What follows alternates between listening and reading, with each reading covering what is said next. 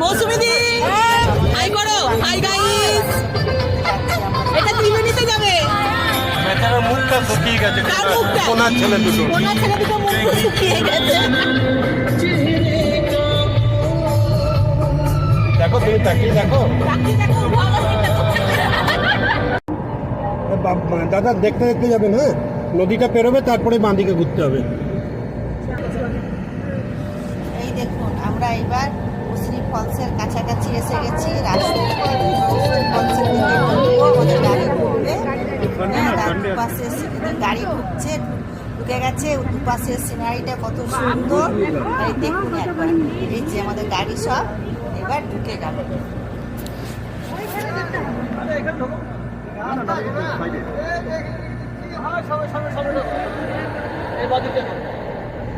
লম্বা করে তোমরা আগে নেমে যাও, আমি ঠিক লাগিয়ে দিই। হ্যাঁ ঠিক ঠিক ঠিক বলেছি।